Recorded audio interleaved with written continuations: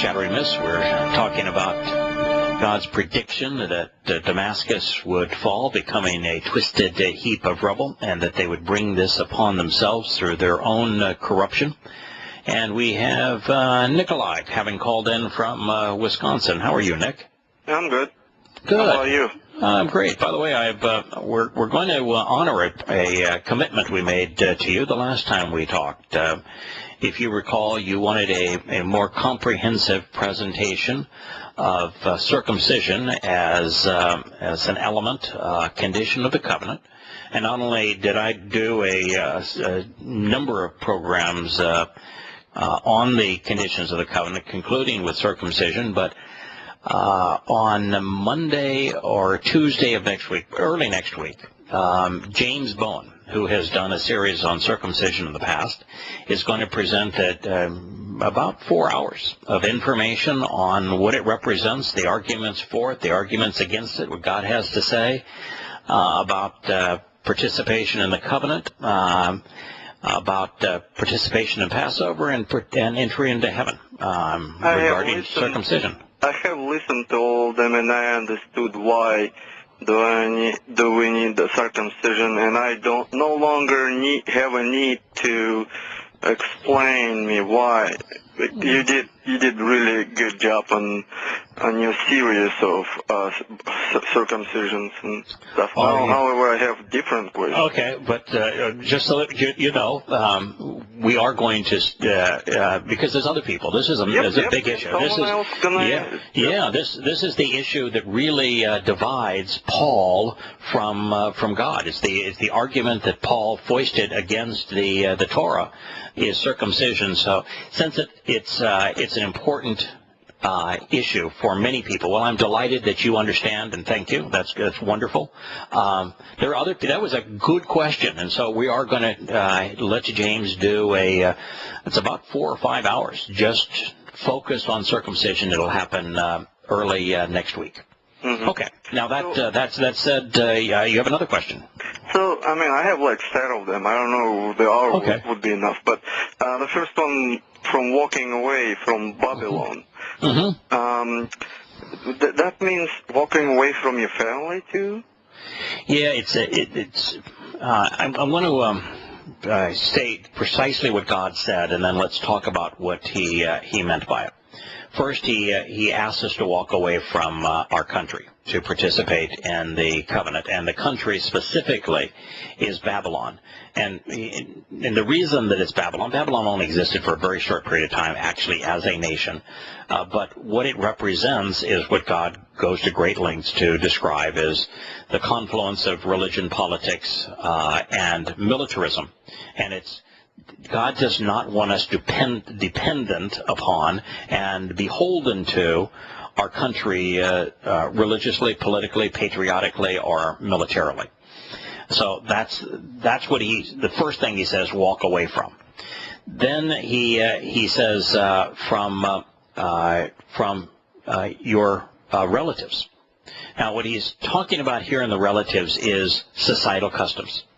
You know, we, with our relatives, really embrace most of our societal customs, and most of those societal customs are based on religion and politics or militarism. You know, a celebration of a military victory, a celebration of a political birthday, a celebration of a religious holiday. And so God says, I want you to walk away from that. And then the last thing he says is from your father's home. And so that's where your question is. And let me turn forward into the book of Bereshit, Genesis, to help provide an answer.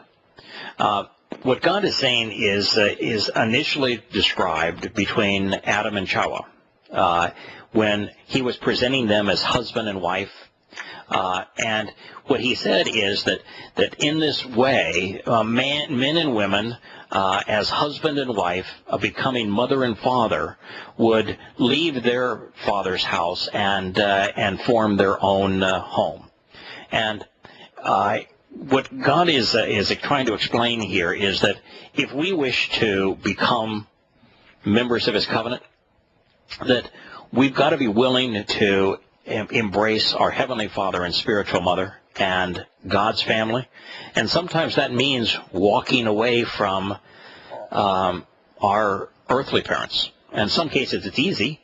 Like my father was very mean, and so it's easy. He was anti-Semitic. So then it's okay. Is it okay to have a wife that really doesn't like any religion at all, anything at all? I mean, it's just, well, for the same reason I did, I suppose, and nothing at all. Yet she's okay with closing her eyes in terms of questions cannot be questions cannot be answered by that evolution theory. Right. Would that be okay to have that wife, or do we need to walk away from that? No. God is never asking you to walk away from your wife, or women to walk away from your husbands. Now, that said, God does make it easy, in the sense of he doesn't want you married to someone who is abusive or difficult to be with. You know, divorce in the Torah is simply writing down, I don't want to be married to this individual anymore. No, we like each other, and her. I mean, we share most of the. And you know, I'm enjoying arguing with her. And let me. I'm going to get to that answer. And by the way, I'm delighted that you have that kind of relationship with your wife. It's you know, very few men really get to enjoy a relationship with a wife that will wrestle with you on the big issues, and that you can still enjoy that kind of dialogue. I have it with my wife. We get along on most everything, but we occasionally wrestle on issues, and it's kind of fun to do so, and we still come out loving one another. God is very different than the religious perspective. You know, in religions, they always tell people to marry within their religion, except a Muslim, of course. Man can marry a non-Muslim woman, although a Muslim woman can't marry a non-Muslim man. God doesn't say that you can only marry someone who agrees with him or agrees with you. So you're free to choose to marry and to stay married to whomever you want. Your responsibility, once you come to embrace Yahowah, come to know him and agree to participate in his covenant, is do the best you can to share what you have learned with your children. Okay, well, two more questions. I know we can keep on talking about this particular topic for the rest of the hour, but two more, and I'll be on my way. Okay. You said that after death, body death, we will become light-based energy type of beings, aren't we? That's what you said, right? Correct. Now, I remember that in one of your previous, not statements, but radio shows, that you called Hasatan being a light being. Correct. That's correct. So, I mean, would we become just like him? No. Like, I mean, why no, would yes, we be yes from and no. the light, and he's from the light? They doesn't really. What am I missing here? Yeah, good question. Not very much. It really is a good question. First of all, the only people, souls, who are transformed or empowered from being mortal and physical to energy-based, light-based, are those who embrace the covenant. And that's Yahowah's way of empowering us and enriching us, is we become like him, and we become like light, as opposed to being trapped in physical bodies. Now, there are another group of people who are going to be viewed similarly, and those who have worked in opposition with God. Now, the difference between the Malak, and Satan is a Malak. It's a messenger, and he's got a group of Malak who sided with him and disunited themselves from Yahowah. Whose messenger is Malak? I mean, Satan. He was created as one of Yahowah's messengers, and he chose to rebel. The story is that he did not like the fact that God was spending all of this time with man, And there is a difference between man and the Malak. And that is that these Malak, these spiritual messengers, these spiritual implements or beings, do not live under the auspices of free will. Now, I just said choice, and they don't live under the auspices of free will, where we do. What that means, if you don't have free will, it's like in the military, you don't have free will. You have to follow orders. The Malak that Yahowah created were simply tools. And if the tool says, you know, I'm not going to do that, I'm going to rebel against that, then the tool is discarded. And that's the case of Satan and those who chose to side with him. They were implements without free will. They don't get a choice in the matter. They decided that they were not going to go along. They didn't want to be used as a implement or messenger or tool anymore. And so they were discarded. Now, by being discarded, though, as a light-based being, they can't be destroyed. So the tool can be discarded, but it can't be destroyed. Light is eternal. Light cannot be destroyed. All you can do with a light-based being that is discarded is to incarcerate it. And so that's the reason that Sheol exists, and Sheol is presented like a black hole where light cannot escape. And so a spiritual being like Hasatan that was created without free will, that chose to not be used as a implement, was discarded and will be forever incarcerated in a black hole. Now, the reason we differ is that although we are going to become light-based beings too, is that we're light-based beings with free will. And with free will, we can love, we can interact, we can grow, we can... I see the difference, but why is he, if he's in Sheol and even light particles cannot escape it, how come his message is still alive, and how come he's still able to manipulate some certain people? Good question. He's actually not in Sheol now. He can go into Sheol, but he doesn't spend his time in Sheol now. He has not been incarcerated in what you would call the black hole. He has been discarded, but he is still very much active, as are his fellow demons on Earth. So one more question when we come back. He will be incarcerated forever. First for 1,000 years, and I'll tell you, we'll talk about when that will happen, and then forever. But both of those are on our horizon, and we'll talk about those and then address another question. This is Shattering Myths. We'll be back with Nikolai in a moment.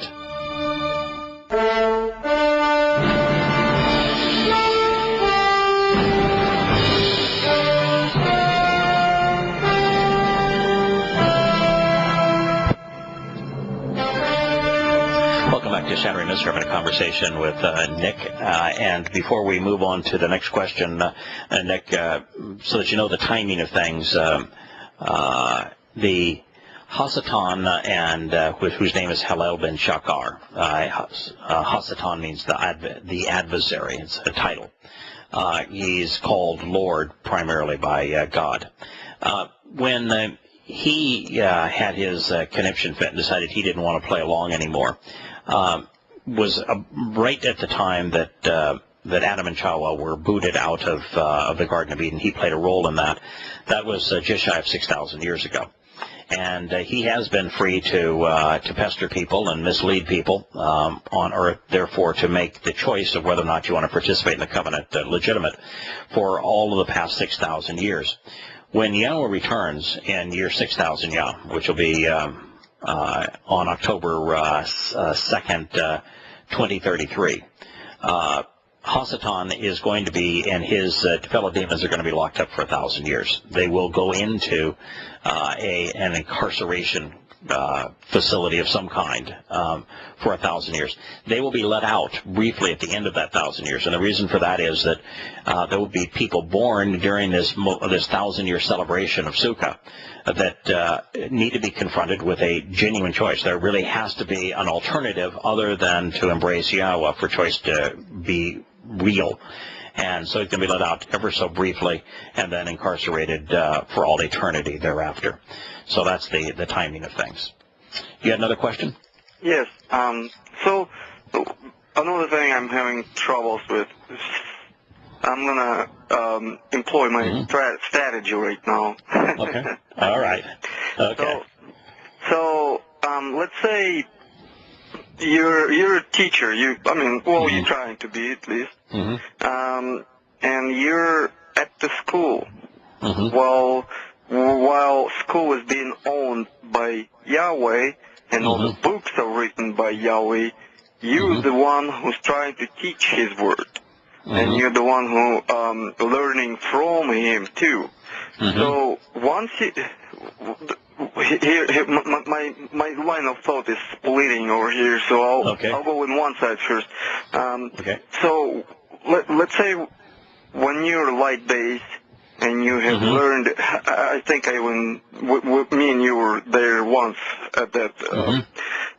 So anyway, if you right there after you're dead, you're with the Yahweh and you're learning everything from Him, and you know everything He knows now. Now you can do. I mean, the point of receiving knowledge, not just to be smart, but to be able to implement knowledge, to have a chance to do things you learn. So, I mean, while Yahweh did create this universe, would it be not okay for you to create your own universe, maybe a smaller version or even a bigger version, or implement something other than time being in your own universe? I mean, my only assumption that you will be able to present it with all those chances and abilities, and you know, and so once you do create your universe, create things, and since you said that there is no time out there, and so you could very much already have your universe there while I'm here live and talking, or while my kids, for example, would be here talking to someone else other than you were here. Why wouldn't that be okay for that person from that light being to come across to a different universe to say, hey, I can do the same. Hey, I can create. Not exactly calling himself a god, but saying, hey, I know this and that, and I can benefit you with the knowledge. Please join me. See, here's the thing. If I'll join that person, that wouldn't mean I somehow escaping the school. I'm just joining your class. I'm still under Yahweh umbrella, under learning everything that Yahweh taught. That light being... Sure. It's quite a hypothetical that you're presenting, but let me tell you what we know, because I can't answer any hypothetical that exists beyond what we have been told, without just getting into dueling opinions here. God said that He created this current universe that we're in, and He gave us the timeline of when He created it, and He's also given us the timeline of when He's going to destroy the current universe that we're in.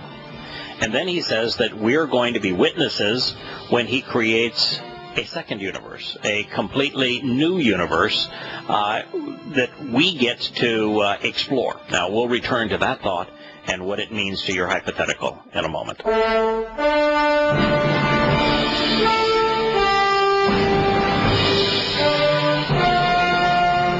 Welcome back to Shattering Myths. Nick has presented a hypothetical where in eternity, since we're going to know what God knows, and we might be able to create our own universe and then influence our own universe.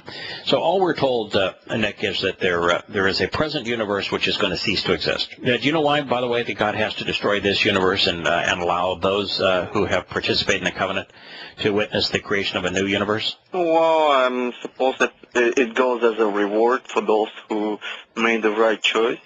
Well, it is, but the reason that He can't just allow us to spend an eternity in this existing universe is because as a light-based being, we will be able to maneuver in time. And therefore, we would be able to go back and to witness our own past and the human past, where we were so vicious to one another, we made a lot of dumb mistakes, and it would be painful to witness that which is better forgotten. And so the way that isn't there already like beings up there, over there with him, the ones who did embrace Torah, the ones who do that, and aren't they able to view past right now, right there? Yeah. So, you would certainly think so, but I think God has the capacity to restrict certain actions. What he's told us is that when he returns, he is going to write his teaching, his guidance inside of us. So we're going to have and the Creator's operating manual inside of us for what things are conducive, what things are not conducive, what things what kind of things will get us into trouble in terms of like, for example, should we go off and explore a black hole? Probably not. You don't want to get beyond the event horizon. He's going to give us some guidance in this regard. My guess is that the guidance that he has given those who are already spiritual beings with him in heaven is don't do the following things. You go off and explore the universe, but don't do the following things. Now, as it relates to creating a third universe, if you will, where some of the Covenant's children think, hey, well, we've got all this power now and all this knowledge, let's go create another universe. I think we're assuming some things that may not be valid. One is that, and the first primary is, even though we're going to be enormously empowered, making this transition from being mortal and being physical to being energy-based and immortal, and we're going to be a great deal more like God as his children, we're not going to have all of God's power. And the power and the energy necessary to create a universe is extraordinary. And so I don't think that we're going to individually have that kind of power. Well, absolutely, you're right. We will not have all power just like God does. Right. But from your words, as we grow, God grows. So correct. When you grow right. not just we're going to grow. You grow with the power. Your powers grow too, though. Right. Absolutely. We will become hugely more powerful enough to create our own universe and to conceive life in that universe and then influence life in that universe. I don't think we will become that powerful. Also, in terms of knowledge, well, we're going to constantly be exploring this new universe that God's going to create together with him and camping out together and enjoying it. I think where our understanding will constantly grow and expand, I don't expect that we will ever come to know as much as he knows. I think we will come to know more than we can possibly imagine now. But to both know enough to create a universe and then life within it, and then influence that life within it, and then also to have the power to do it, I think that's the place where your hypothetical unravels. I don't think we reach there. But then let's just say we did. For argument's sake, let's say that we did. As God's children, and having learned from him and having learned the way that he went about making it possible for us to spend an eternity with him, where he himself made the sacrifice, I'm not so sure that I want to sign up for that. I'm glad that he did, but man, I can't imagine saying, I'm going to replicate what he did and make the sacrifice necessary to. Well, I'm not talking about replicating. If he created something already in the way it is, I'm not really looking forward to copying what he did once already. And if I will learn and if I do things, I'm gonna create something. I don't he doesn't expect, or isn't that how how the kids learn? They go out in the real world and they try to hit themselves with the stick up and they, oh well, F her. Or they get or back in time when they finally got the fire going, and hey, that tastes good. So I mean, that's what I will be trying to create, not replicate. Okay. And I believe that will benefit me and the guy. Yeah. I think that being able to experiment as part of our journey together and try new things and develop new things and experiment with things is absolutely part of what you would expect in a father-son relationship, camping out with God for all eternity. Now, the place where I was with you and I was concerned that in my experimentation, because I'm pretty rebellious and I'm pretty much I'm the willing to jump before I look sometimes sort of a fellow. And you may be as well and have an impulsive personality. I was actually a little concerned that I would do something stupid with all of this freedom and with all of this power and with all of this knowledge and eternity. And it's why I became so comfortable with it once I recognized what Torah really means. When Yahowah says when he returns and we're empowered on this journey, Nick, that he's going to write his instructions, his guidance inside of us, then at that point, I'm pretty comfortable that we're going to be able to exercise free will and to conduct these experiments, but with the knowledge of, all right, this is a good idea, that's a really bad idea. So I think there'll be some guidelines, if you will, that will keep us from doing something really stupid while we go off and explore and experiment. All right, so I think it's the best of all worlds. Well, good, awesome. Well, the first question from the beginning statement was, why wouldn't that be okay from the point of view from when you create something to not actually recruit, I would say, new beings, new people, new light beings in your circle, versus letting them to join the main I mean, it's not like they will go against Yahweh. They're just gonna help me first before they do help Yahweh, and in reality, everyone benefits. I do think, Nick, that we will have the opportunity to experiment with life forms in eternity. I can't imagine an eternity without life forms and us interacting with those life forms. So that part of what you're describing, I see is very real, is extraordinarily likely. In fact, into the 99.99% likelihood that we're going to be able to interact with other living beings in eternity. The question then becomes, is God going to create or allow us to somehow engage with a being with not just a soul, or not just with a consciousness, but also with a nasalma that is capable of understanding and relating to God?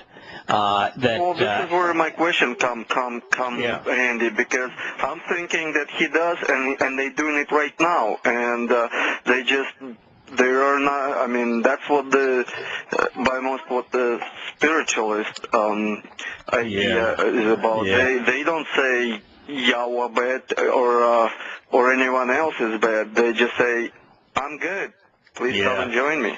I don't think so, though. I think all of that spiritualism that the people do, and soothsaying and predicting and palm reading and all of that sort of stuff, and communicating with other spirits. My guess is that 99.999% of that is in association with the fallen spirits of Hasatan and his demons, and has nothing to do with and that is God. Why we have a nosoma to find that 0.0001% of the ones who don't. I'd be really careful there. I think the more you focus on what Yahowah said in his Torah, prophets, and Psalms, and study what he has provided, the better off you're going to be. I wouldn't invest a lot of time trying to discern if there is a spiritualist out there that is actually connected to Yahowah's spirit as opposed to the adversary spirit, because God, boy, he has a lot of really condemning things to say about spiritualism. Well, okay. Okay, so just be careful. All All right, right. Nick. Hey, Nick, I'd love talking with you, and encourage you to call in more frequently. I am quite positive there's a lot of people that enjoyed this discussion.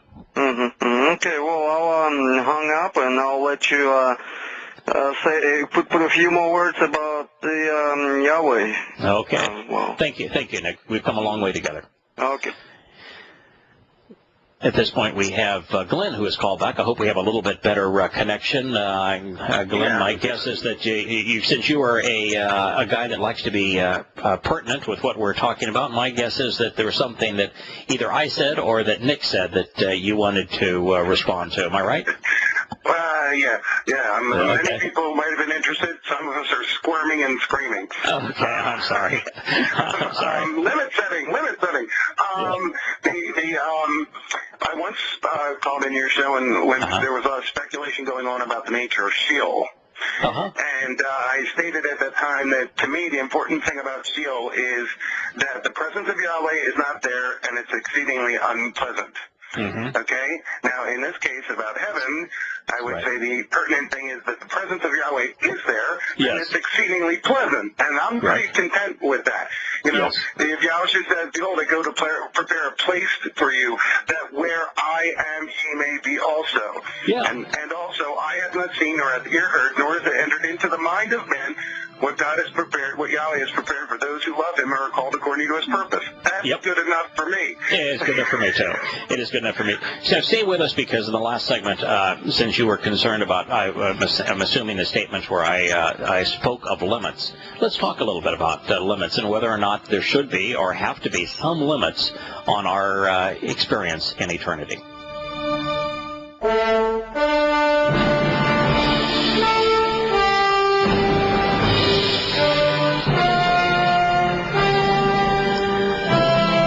Welcome back to Shattering Myths. We have taken a bit of a departure into what heaven is going to be like.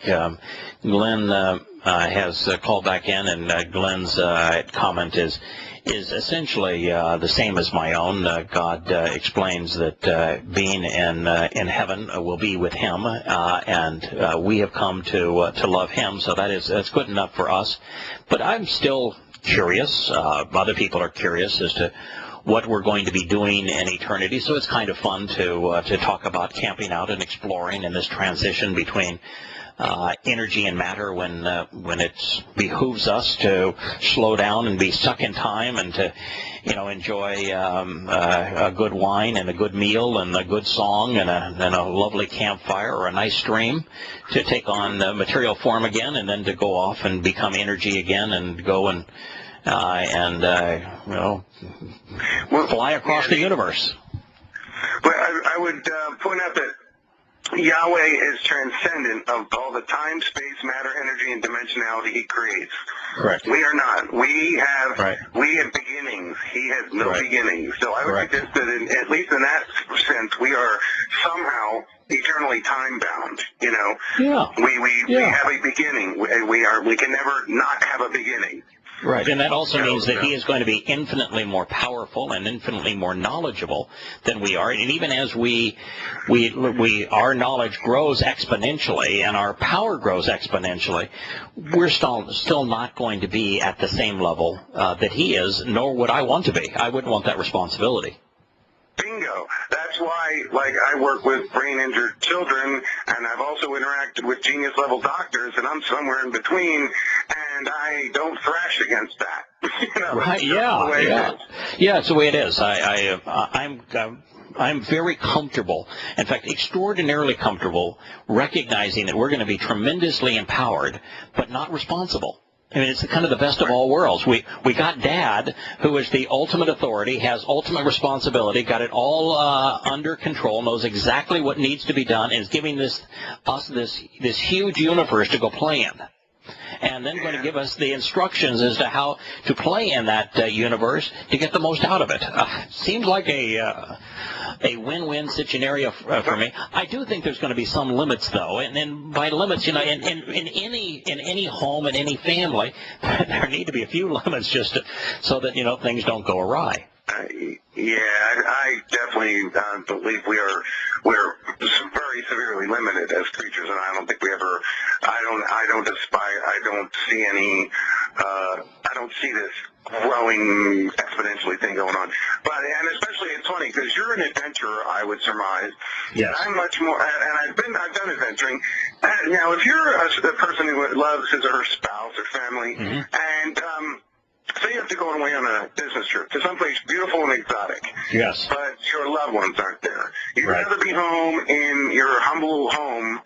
There's a point at which, you've had travel fatigue, trip fatigue, you just want to be with the ones you love and hang out. So that's why, and me being a homebody, I'm happy to be with those I love and pet the dog and just hang out. It's fine with me. I'm where you are, and also an adventurer. I love to, and I've been in 150 countries around the world, and I have been engaged in so many wonderful, exciting adventures.